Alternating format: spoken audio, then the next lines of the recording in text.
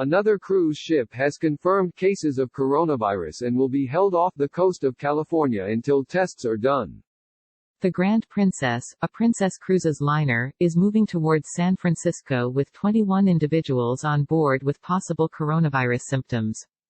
According to the Wall Street Journal, Princess Cruises said a small cluster of cases were traced back to the ship's previous trip in late February between San Francisco and Mexico, in which an elderly passenger became the first coronavirus fatality in California. This comes after another Princess Cruises ship, the Diamond Princess, was docked and quarantined for 2 weeks in Yokohama, Japan as an increasing number of cases spawned from the boat. The Grand Princess reportedly departed from San Francisco to Mexico from February 10 to 21, returned to San Francisco and left for Hawaii on February 21. 62 passengers who went on the Mexico trip stayed on board for the Hawaii voyage, and one elderly passenger on the Mexico cruise reportedly became the California's first coronavirus fatality. The Centers for Disease Control and Prevention (CDC) and California Health Department announced earlier Wednesday that they were in the process of evaluating the Grand Princess.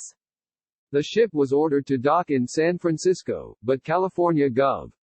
Gavin Newsom delayed the ship's landing due to the probe.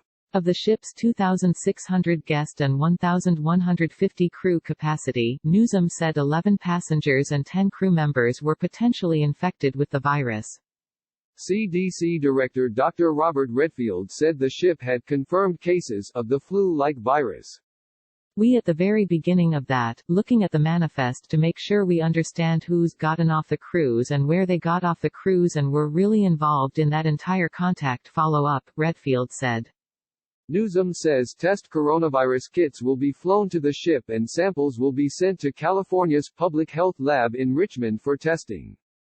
IT's political lore that Howard Dean's 2004 presidential campaign came crashing down the night he screamed into a microphone after losing the Iowa caucus.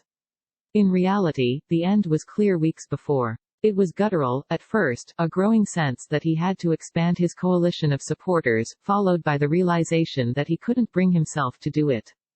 I was giving them something that they deeply valued, which was hope.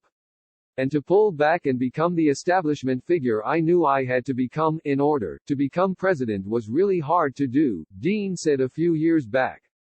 I had to teach them an incredibly unpleasant lesson, which is that people like me don't win presidencies behaving like that you have to deal with reality that includes a whole lot of people who aren't progressives, who aren't nice, who aren't good about human rights. I knew I had to make the turn. And I couldn't do it. I just couldn't do it.